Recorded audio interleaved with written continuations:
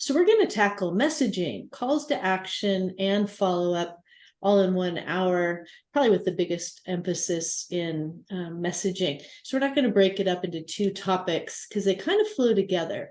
And so the best place to start as we're looking at this is to really have a clear understanding of who are your audience, who is the audience you're trying to talk to. And round 1 and round 2, it's not necessarily the same.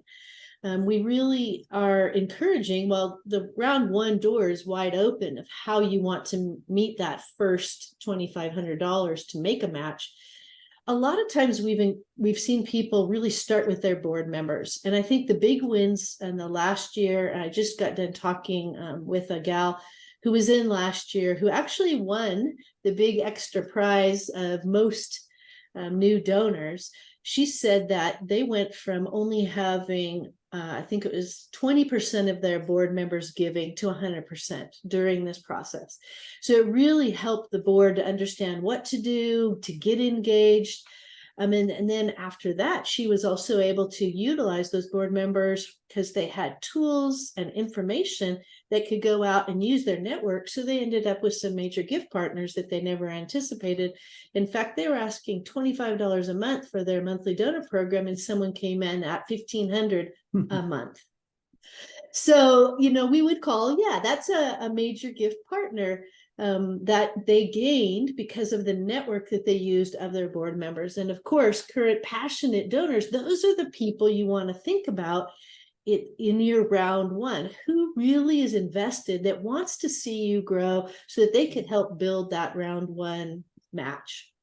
Round 2, when you're thinking about it, it can start with family and friends. And a lot of us, that's a great place to start. Who loves you, who cares about you, believes in you, and that you've never invited them to be a part of what you've done. And you might get scolded. We've heard that from a number of people. Why didn't you tell me? I would have done this earlier. But family and friends, you think about the network that you have, they do care about you. So it's a good place to start, and they are very open to hearing, and you can practice on them. They want to hear from you. They want to know what you're doing. You can practice, and they're going to be gracious to you. Then when you think about potential new donors, that's looking at your network. And this could be not only you, but you and your board. Thinking about how do you look at the potential network in round 2 of who do you all know, of affinity groups. It might be your neighbors. Jonathan's got a great neighbor, and he does whatever he tells him to do. He keeps saying, who do I give to? And so you have neighbors that listen to you, and could be church community people that you're connected to, or friends from college. But looking at those potential donors within your network, within your board's network, and then thinking about who's attended events in your past, but maybe has never given, or it's not a monthly giver. People that are on your email, have subscribed to your newsletter or follow you on social media. Those people, a lot of them have never given before. They're part of that potential new donor audience that you want to get clear in your mind of who they are. Volunteers also very significant. And once you know your audience, now you can begin to target that messaging. In a lot of branding groups or messaging marketing groups, they talk a lot about who's your target audience. And if you go out there and you even look at some of the big nonprofits, they have a profile of their target audience. Is it women, that have children at home? Is it families who've been touched by something that you are focusing on? Is it single moms or fathers or followers with an addiction past? Think about who is your target audience for your ideal first-time donor. So if you think about that, once you think about that, oh, Jonathan, you missed it. You were looking down. My slides just morphed. It's a Jonathan morph move. I have to do that again because he wasn't looking. See that? Look at that. There you go. That's a Jonathan move. So who is your audience? Here's 3 things you want to think about related to that. Once you identify who they are and you start to get a clear picture of that, you and your team, notice I'm still plugging, you want to have a team partnering with you in this, because going at it alone is tough.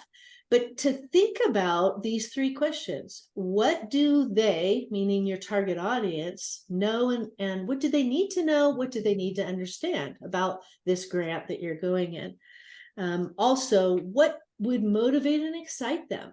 So if you start to think about them, then you can put yourself in their shoes and go, okay, what do they want to know? What's the best method to deliver that messaging?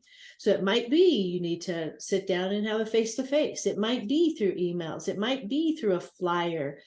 There's a lot of things it could look. So I think this is an incredible, simple activity that you and your team could do in a 15-minute, half an hour time of brainstorming. Who is my audience? And then how would we answer these questions with round one and round two, so that then as you start to message, you've got those people clearly in your mind, and that will help you. So there is some basic general messaging, and we've talked about it in a number of situations already. But if you get these basics, you can customize your communication really easily on the fly in a meeting, tweak it in writing, fitting different audiences that you can meet to.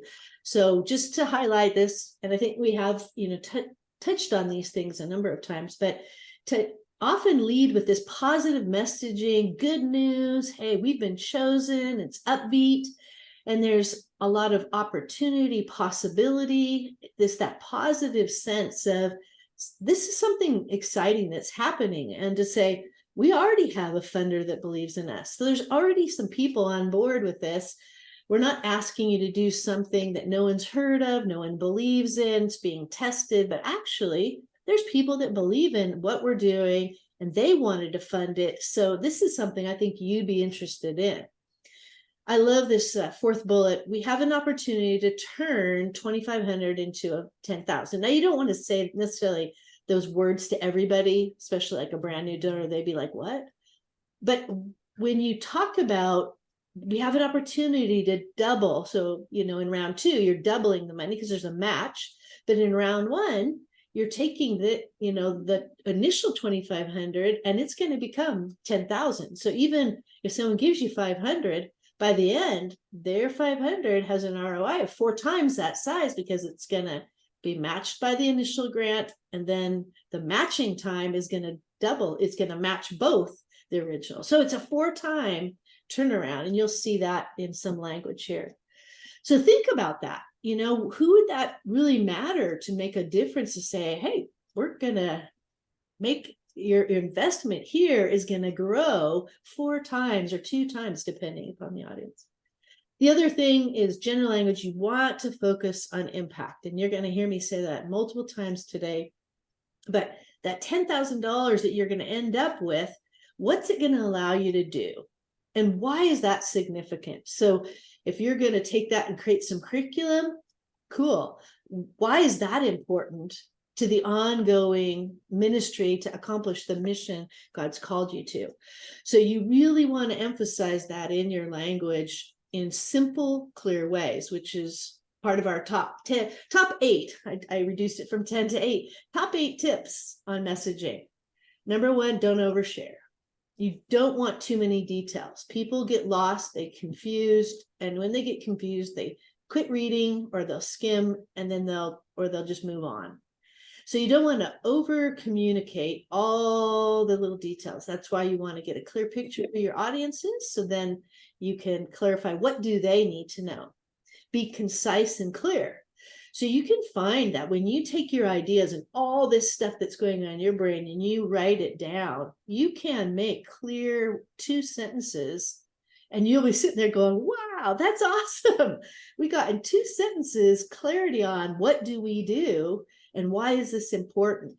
So concise and clear takes time to develop it, but when you do, you're going to scratch the itch of your audience and going, what are they interested in? And you're going to be able to share that.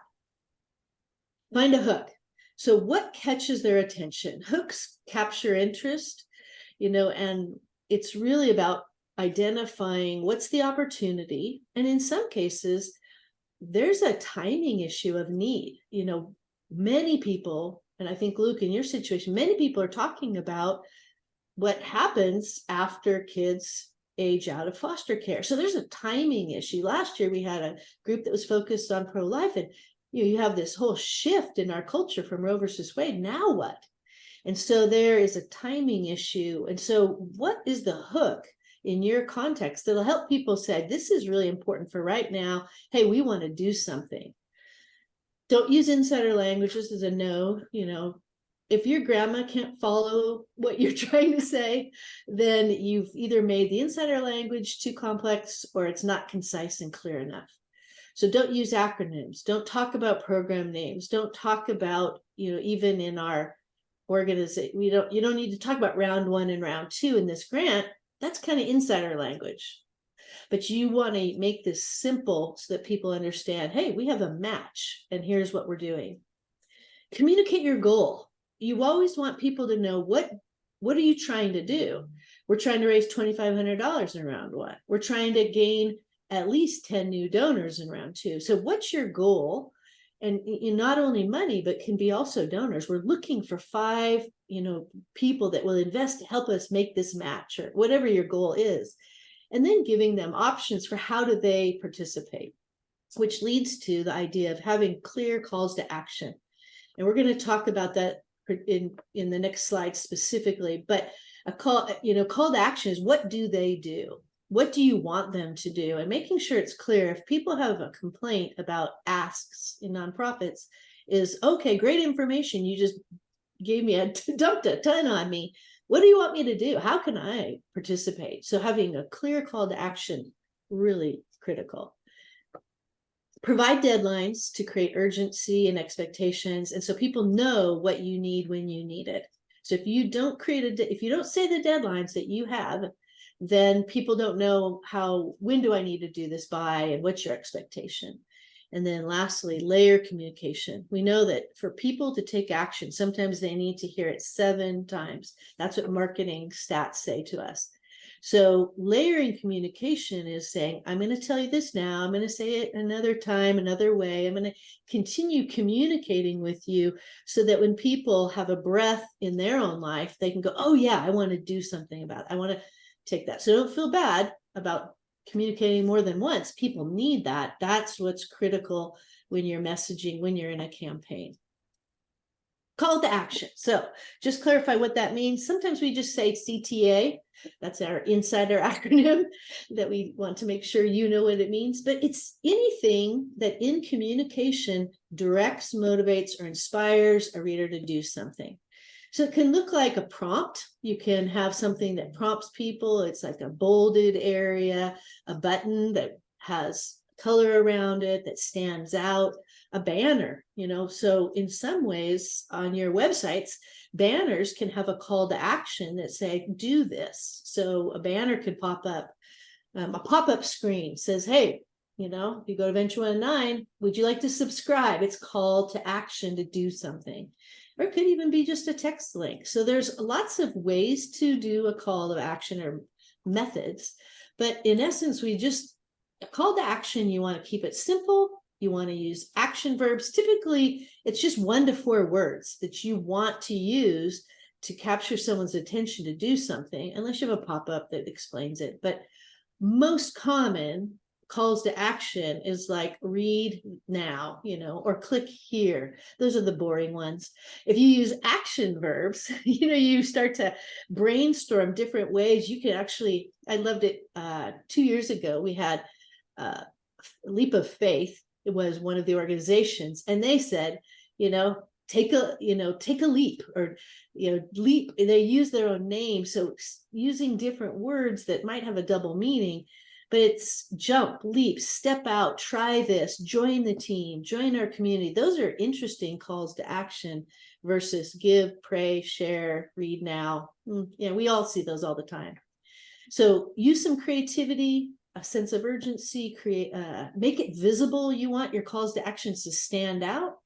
You want them to also be consistent. So there's nothing worse than getting an email or a letter in the mail that has all these calls to action, but they all look different, feel different, and my brain is confused.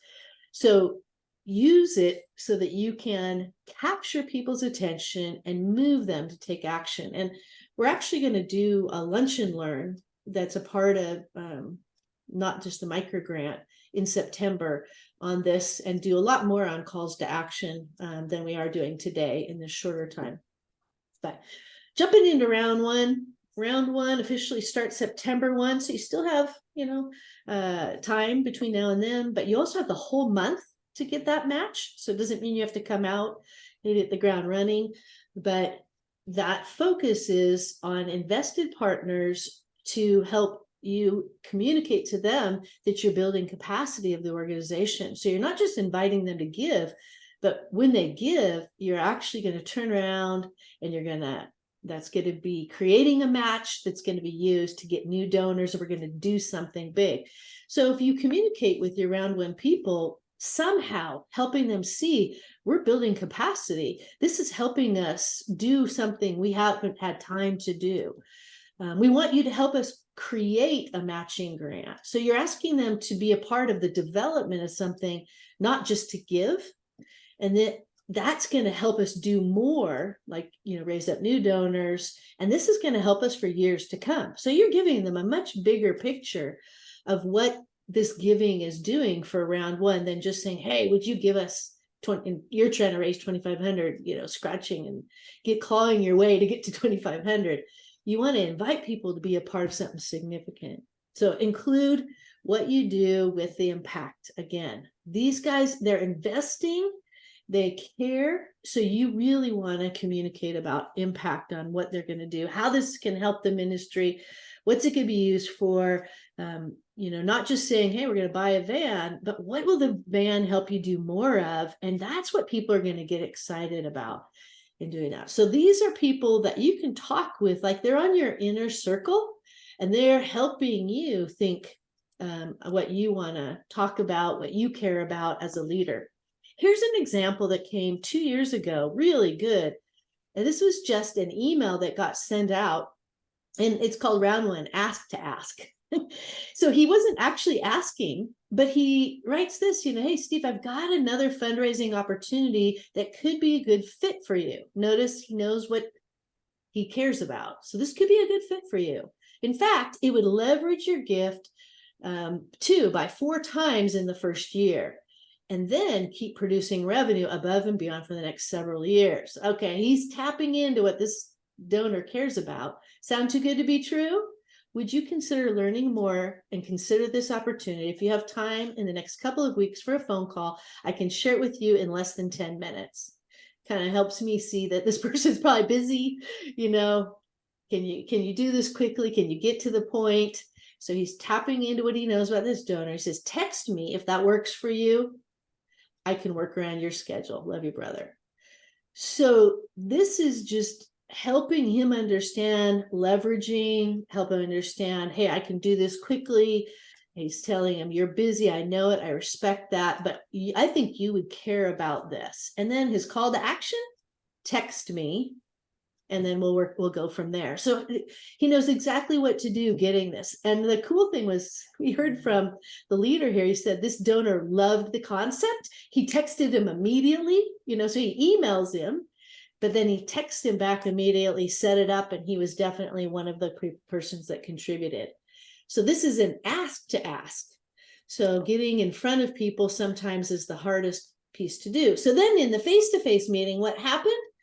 Here's kind of the basic information that he used. Is he said, hey, we've been invited by Venture 19, but he gave him some basic information. Your choice if you want to use Venture 19's name. We're not telling you need to. We got funded. You can say it in a lot of different ways, but it's more than a grant. We're actually creating a matching grant. So you're giving them the sense of, what are we going to do? We're going to get new donors. We're going to have 10,000 to do what? In this case, to certify more than 100 new mentors. Wow. Caught the attention of the donor that cares about that. First goal, here's what we're going to do by this date. And so he's really tapping into giving him a picture of what this is going to look like. And then he said that in October, November, we're going to use that to match it again, get a whole bunch of new donors, more income. Would you, here's the big ask, would you prayerfully consider being part of this team by giving options to reach the $2,500 goal to create that $5,000 match? any gift you make before deadline will be matched twice, and then ultimately 4-time value. Plus maybe more. That was not that year, but last year and this year, there's this potential of, if you get the most new donors, if they help you do that, then there's even this potential extra gift that comes at the end, which actually we haven't told you about, but the other guys know about that.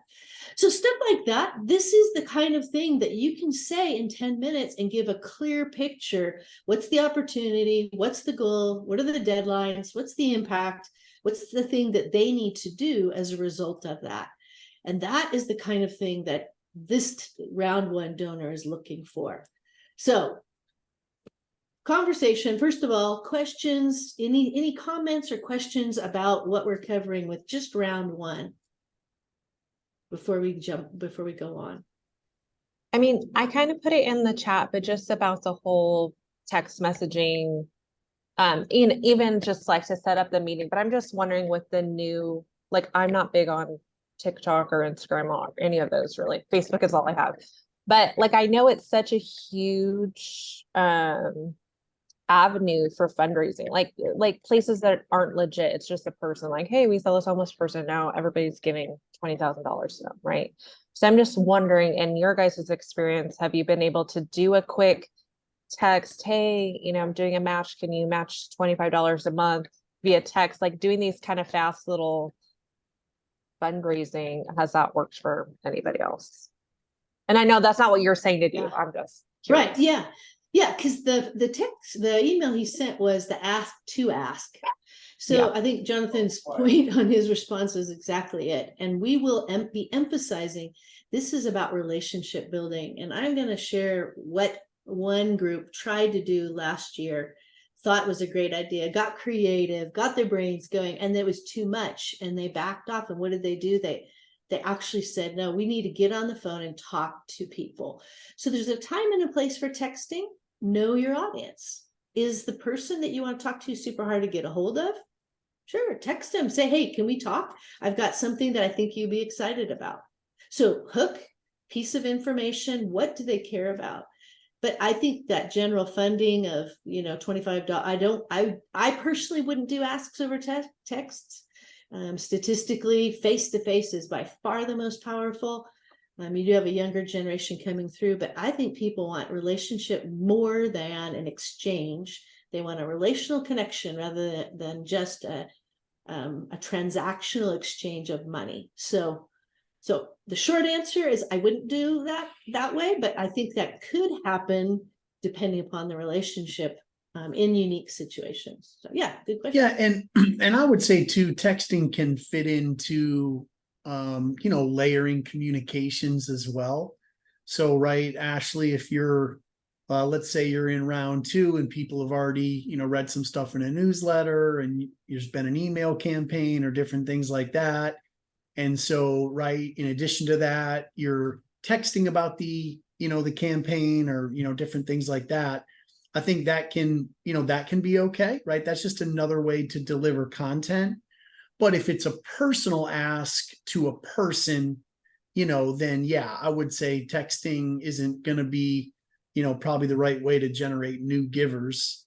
The relationship, but you have to have a pretty deep level relationship, I think, with somebody to text them and say, will you, give money for this? And some people have that relationship with me and I'm fine, when they text that over to me, and I've got that relationship with, with some other people and they're fine with me texting them, that about it. But it's about that relationship, right? There's that comfort level. But texting can fit into layering communication. But to Heather's point, especially for round 1, right, face to face, and that personal contact really needs to be, be a focal point. And what I'm hearing is that all of us after this time are going to start texting Jonathan what the money we need, because he's okay with, oh no, wait, he said we had that relationship. Never mind. Yeah, good question. And anybody here? The other thing, Heather, I would just say on the messaging stuff is, Yeah, I mean, really, there's a lot of different ways you can go with messaging. But I think, Heather said up front, it just needs to be clear. You can't throw everything at everybody, because it's just going to muddy the waters a little bit. And not everybody is going to say yes. But you don't ever want people to say no because they're confused or they don't really know, right, what this is all about. And, Heather, you mentioned something just sort of joking in passing, but you said, if your grandmother, can't understand it, it's a pretty good test to run it by people who they don't have any idea what this is yet. So I remember a couple of years ago, I was working on what I considered to be just a very complicated messaging piece, and I was developing some video content for it. And I just said, you know what, I'm going to send this entire draft video to my sister who lives on the East Coast, has no idea what this is about, has never even heard of a program like this. Have her watch it and then, see if she understands it. Right. So that was a good test for me. That was helpful. So it doesn't necessarily have to be, your grandparent, but it could be. But I think running things by somebody who has no idea what this is, they've never even heard of a program like this, and say, here's how I'm going to communicate it. Do you understand this? What would I be asking you to do? Et cetera, et cetera. So I think that could be really helpful. And we want to open the door because we are available as well as your coaches to do some of that. As we got the check-in, everyone is in process. Very few want to have a conversation with us, which is fine. We have no problem with that. But I want to say this is a good way to utilize us is if you do have round one messaging, do you say, hey, we want to share it? And obviously some of the things I'm sharing with you now is because people have done that with us in the past. And it's also great for us to see it and help. And how do we simplify that? So if you've got some drafts of round one messaging that you're wanting to get some feedback on, send it to your coach. In addition, send it to your sister, your grandmother, your mom, whoever that could be a good test for you. I said it somewhat jokingly, but I agree. Do it. I've used that as well. So just in that process, round one's coming up. Don't be in a rush to just get your messaging done. Next week, we're going to talk about how do you create a communication plan, but the assumption is you've got some messaging that now you're going to put into a plan of how we're going to communicate it out. So we're really talking about what things you actually want to say, and clarity, simplicity, super critical. What Jonathan was highlighting is that's more important than downloading information to people. And to see it, if you can think of it, layering that communication, you don't have to get it all in one swallow. It can be over time. So round two, here's some things to think about with your messaging. This is about a new donor focus. So round two officially starts in October. So we do have a lot of time between now and then. People tend to jump into round two really fast, and that's fine if you already have round one figured out. But when you think about round two, the match has been created. Now you have $5,000 that is there. And now you are starting to kick off this idea of how are we going to get new donors? And so there's lots of ways to make that ask. And again, next week, we're going to talk about the how to do it. This is about what you want to say in that communication. But when you think about when I'm talking to new donors, that means that they don't know your work, or they have only been introduced to it by somebody, or maybe in a limited way. So you do want to have a way to clarify. And interestingly enough, every year has a little different flavor. Last year, lots of people created flyers, and you'll see some examples of flyers. And I was looking back going, I wonder why everyone did flyers. And I know now why, because we brought a guest speaker from the first year in. And one of the things he did when he was developing his team to help him, they created a flyer so that they could share the opportunity. It wasn't just him doing it. So last year, everyone did flyers. This year, one of the other things they did last year is lots of them created their first simple 2 to 3 minute video to say, here's who we are, here's what we do.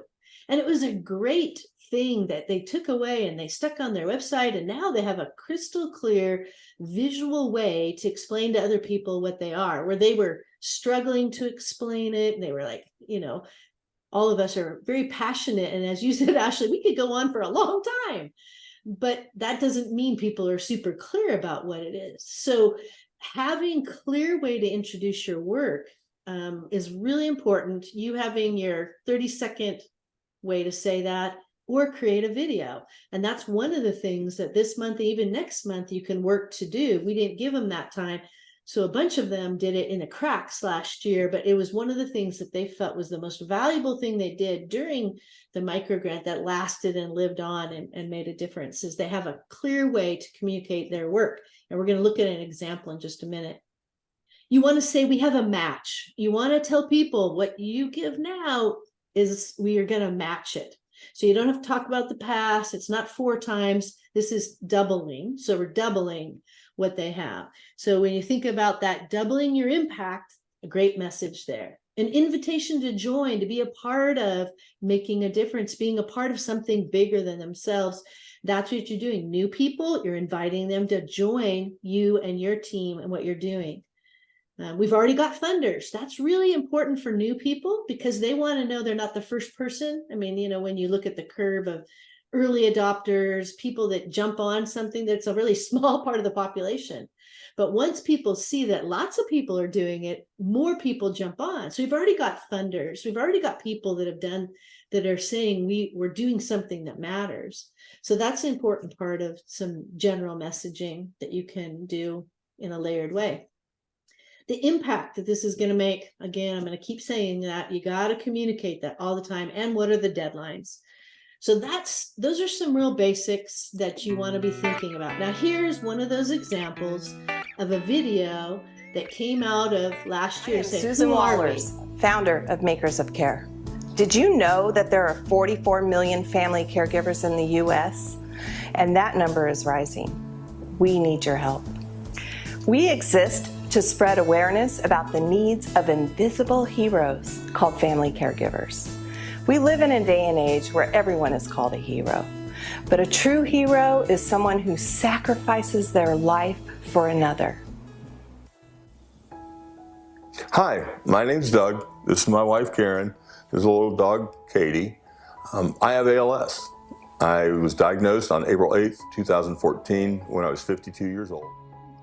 She said, you have ALS, which is Lou Gehrig's disease.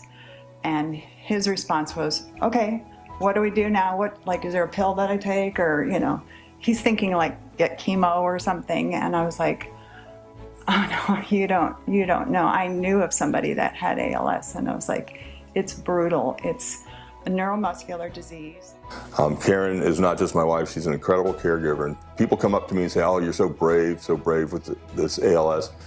And my response is, I'm not the brave one. I have ALS. I've got to live with it. She's the brave one. She's the one who sticks around and helps me and sees me decline. So that's what caregiving is. It's seeing me in an MRI shaking because of the withdrawals from the medicine in my pump and just shouting, I want to die, and seeing her cry.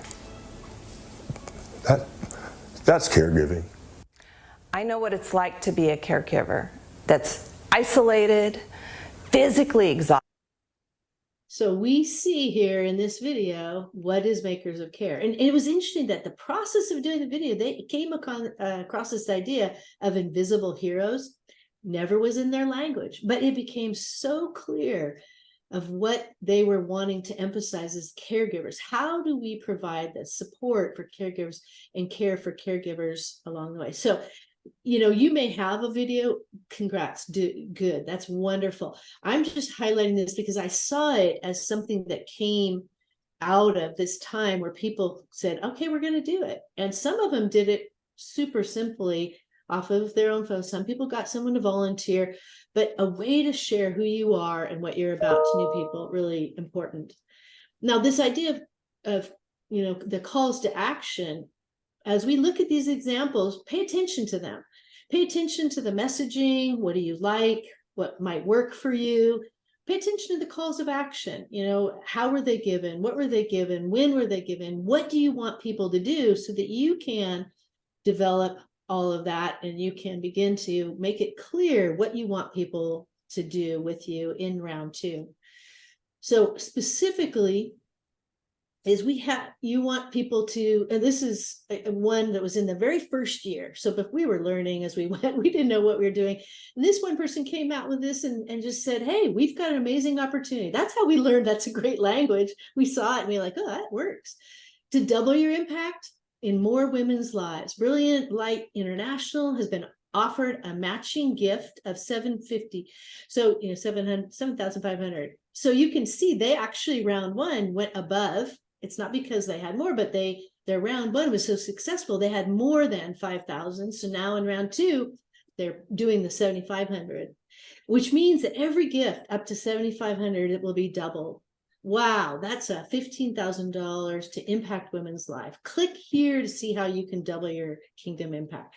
Okay, so if you note this, you have a very positive language, captures people's attention. First round of information, clicking, just capturing people's attention says, click here to learn more. So that's one example, first year. This is some of her layered communication that went out and said, hey, friends of the ministry have generously offered to double. So now she's got friends of the ministry, not just a funder.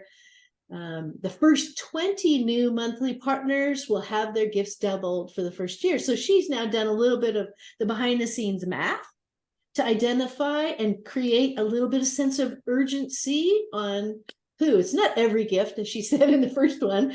She started to hone in and figure this out. And so then she also included a little more. Will you join Brilliant Light to restore vulnerable women to abundant life in Jesus? We're asking you to share, pray, and become a new monthly partner today with whatever God puts on your heart. No gift is too small.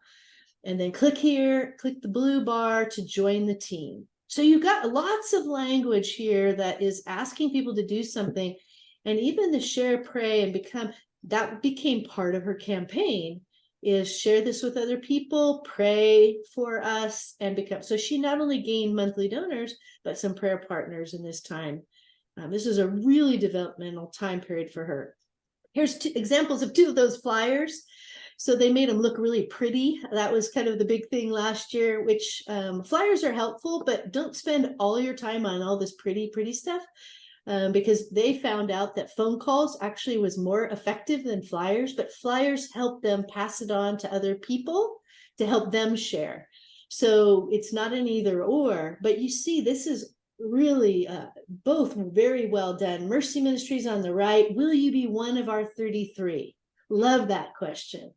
And then it's join us for a grant matching opportunity. Your new monthly partnership by November 30th will double its impact. So then they give some information on it, what you can do, how to join, website. P82 says monthly giving program. They hadn't named it yet. They weren't sure what they wanted to name, but they got this out going. 18 for 25, double impact. Friends of P82 have generously offered. So she was saying, I'm looking for 18 people at $25 a month. But if you look at the second line, become a partner, create a hopeful future. This is her target for vulnerable families affected by mental illness. Join us with a monthly gift of 25 or more. So there's options. It's not just 25, but at least 18 for 25. And then, so you've got a visual, you've got some clear information and a place that people can go in these contexts. So some of these, I would say, are very passive call to actions, but it's a flyer. It's a starting point. It's not the click here, it's not the email, but join us, one of 33, 18 at 25. It's easy to start your impact. It doesn't cost you a lot, but you can have a great impact. That's what they're looking for. So out of a flyer, what do you want me to do? What's the next step for us? This is the example I had referred to a little bit earlier. This is actually that same group that we watched the video from. They came up with this super creative idea. I loved it, but I just looked at it and went, oh my gosh, this is a lot. But they wrote up this idea of come to the table of hope. The table has been set, and we'd like to invite you to the Table of Hope campaign where double portions are being served. Would you consider pulling up a charitable donation, accepting our invitation to serving hope as the main course to family caregivers? They talk about who they are and all of this good stuff. And they even talked about double portions, meaning that extra bonus, which by the way, she did win last year. But I asked her, how did that go? And did they have a flyer they used? We said this was too big. We bit off something too big. So they moved back to what she said was a relational campaign, where they did use their board members. They went out, they got on the phone, and they did say, come join us. That was their thing. Come join us, come be part of this with us to care about caregivers. And so, their focus last year, they narrowed it down and said, we got to get a better database to track people. We need an accounting system. That was what they needed to focus on. They didn't want to burn out their executive director. And so the board joined her to start this different approach that was really about messaging around relational communication, relational campaign.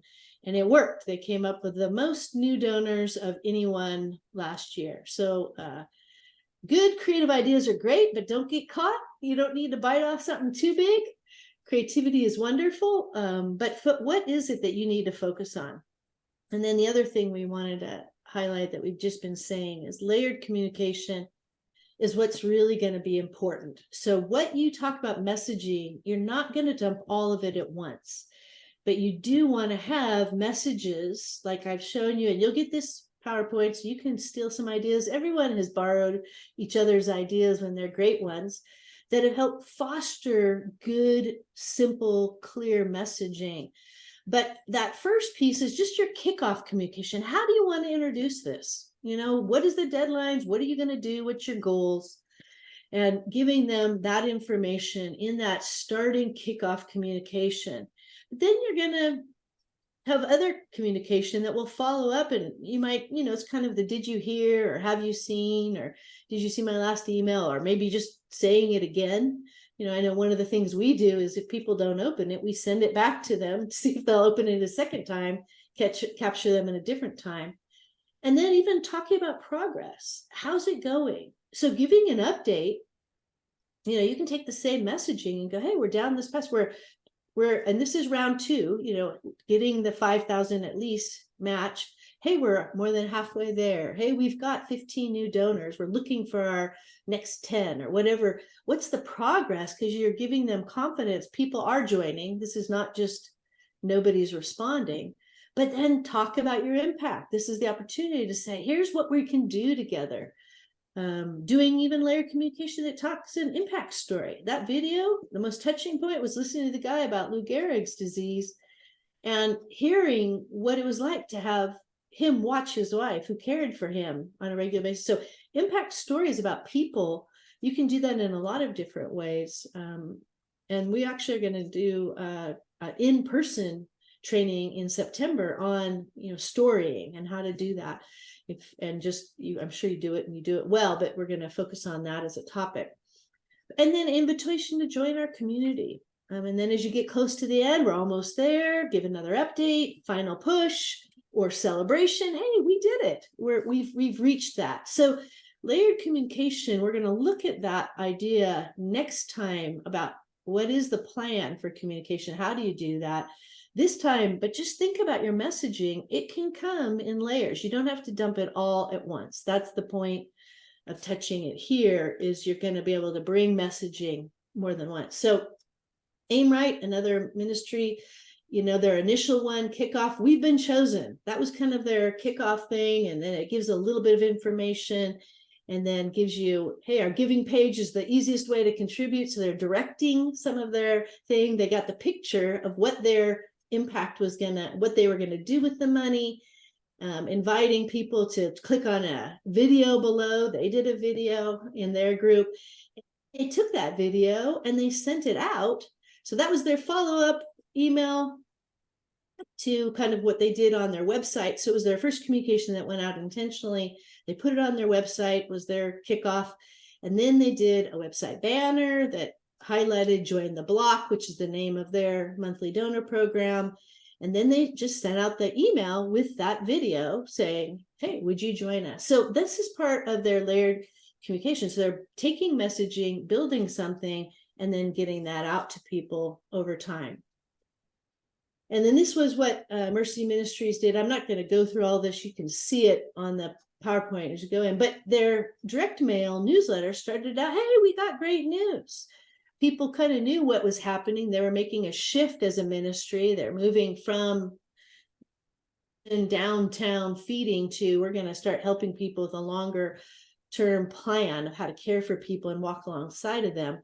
But they gave this, we've been chosen and awarded. They even bolded it so that you can skim all of this wording, because these guys, they write a lot of detail, but they bolded, hey, you've been chosen and awarded. But now until the number, I can skim this and still see what's kind of going on. And to say, this came at the perfect time for us. It's going to thrust us forward. It's going to open these new doors. And then, so it gives a sense of what's going on. Then they sent an email out. It's a God opportunity. We want you to join us in bringing kingdom impact in the growing city of Phoenix. And then they went through some more, open wide a new door. Here's our video. See, last year they did a lot of videos in that one. So they clicked on the video, and then here was their ask, even in that email, super clear call to action, pray, bolded, capped, underlined, and it's consistent for all of their call to actions. Pray for this impactful word. Become one of our 33 of Mercy, Hope, and Inner Circle partners. Deadline, goal, total goal. Click here. That's the only word that, match the branding. Nice orange pops. Click here to give. Invite others to join. They had a flyer that they used for that as well. We're excited for you to join. So lots of good examples of calls to action, clear messaging. And then even this was a follow-up, was a follow-up to that was, here's some things you can pray. So in her inner circle of people that have been on her newsletter that have been praying, here's what you can pray. Would you be one of our 33? And then she talked about the inner circle a little bit more in further things. So we're building an inner circle of partners who will walk with us.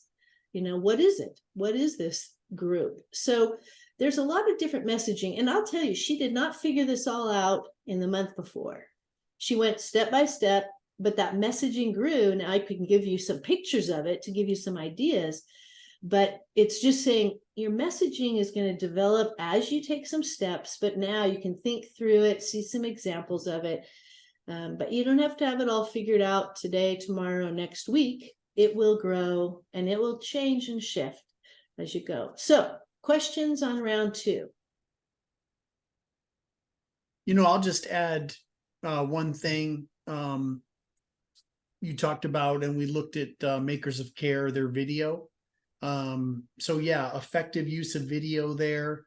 Also, though, don't let great stand in the way of good, especially when it comes to video. They did something a little bit more polished, which worked well for them, but people are seeing so much video these days, and videos can be a lot more casual. You can use your phone for just updating people on where things are and what God's doing. And, so sometimes we think, oh gosh, we need to have money for video and I need somebody to edit, and that's not what I do, and all that kind of stuff or whatever. So just know that casual video is fine and can be a really effective use of communication. So video is a little bit, easier now really than it's ever been. So just a quick word there. Ashley, you were about to say something or ask a question. Sorry about that. Yeah. No, it's fine. I just wanted to see, so some of their messaging did look like it was a little bit different, like you said, a little bit more. I can't remember which slide, it's like the 7,500 one. So if we do have something that happens where we're able to raise past that, are you guys okay with that messaging, even though the venture, 1.9 is only that specific amount? Absolutely. So whatever Okay. you raise in round one is going to affect your messaging in round two that goes with that. Okay. And most of these people did not expect to raise more, but as they did round one and they built those relationships and used their board, it was surprising what God did. And so, that's part of what the mystery of this is. And so it's not like these guys had this big faith and said, we're going to go for it. And some of them who did think they would get it didn't get a big round one, but then, oh gosh, God blew things out of the water in round two. So yes, absolutely. The short answer is yes. Okay. The short answer That's is cool. yes. That's good to know. I've never worked with grants that were, like usually they're so like precise. So you're like, This is okay, I different. can't, yeah, this is different. So I like that. I like hearing that. That's good. Building grant, this is not just a money grant. It's saying, how do you grow capacity through this grant, learn things, build things? And Jonathan's point was very appropriate for video. And what was surprising was that Mercy Minds, Makers of Care, Aim Right, they didn't necessarily have any of that in place. God actually opened up the door when they shared this, that other people said, I want to help you do a video. So they didn't even know that that was on their plan. Other people got excited and passionate and they ended up with it, and they didn't have around 0 month. So they did this in the cracks. And so it'll be interesting to see what God does open the door of when other people who have those skills, because video is easy to do, how does that get developed and when does that? But you have a lot of time between now and October, to see what God might end up doing for you in that process. But it doesn't have to be polished, is Jonathan's point, which is absolutely true. Well, and the other thing I did- would say is anticipate when something good is going to happen or is happening with your ministry, and just plan to capture that. Luke, I think specifically of you, gosh, how many opportunities do you have to pull out your phone and shoot a video of kids camping or doing this or that kind of thing or whatever, that I think donors and people would be really excited to see and encouraged by that. That's how money, is being used. So if you've got something coming up, just be ready to grab some of it on video and think about how you can use that moving forward. So. DJ, Luke, anything about round two? I mean, I'm not trying to rush you. I know we're at our time, but did you want Yeah, to we've say already anything? done actually a couple videos on our social media of some of our events, and I literally filmed like a bio video this morning because we had a meeting on Sunday with all of our board members and all of our volunteers, and kind of gave a little inspirational speech, and everybody asked for a video, so I filmed one this morning. It's awesome. Awesome. Yeah, and hopefully this is affirming to you guys that a lot of stuff that you are doing is great. I mean, it's it's the basic stuff. We're not asking you to do more. DJ, were you going to say something? I was just saying that the video that we saw was very helpful. It started to trigger some ideas of things that we could do and should do moving forward with the video. Sure, good. And I like to look at other people. If you need a list of them, Jonathan and I know different organizations that have them. You can watch them. They're 2-3 minutes long, so it's not like invasive to your day. If you want to get ideas, just ask us and we can share some of those. When it comes to follow-up, so if you do all of this, you've met with your round one people, you can't just sit back and go, oh, I hope they're going to respond. I'm praying and hoping and do nothing. A lot of times it does take follow-up. So this is an example from Mercy Ministries that when they had, and we met with, we had Sherry on last time, and when they had their first call, she did a follow-up email that day. Thanks for being on the call today. It means so much to us. So even a quick text, this is where texting is great. You can do a quick text. Hey, thanks for meeting with me yesterday. Let me know if you have any questions. So in that, she did a follow-up that was to a group on email.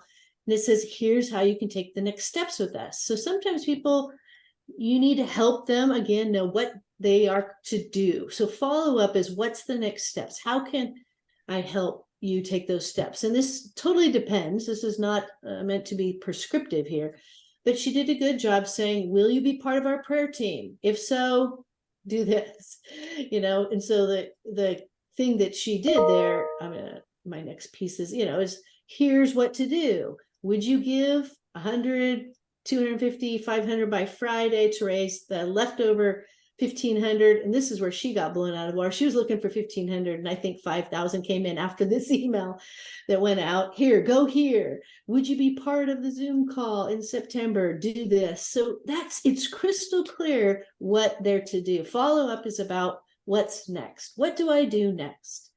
And so it's helping people know what's the next step as you think about messaging. So as you message, not only message the original, but now how do we help people know? Where does that go?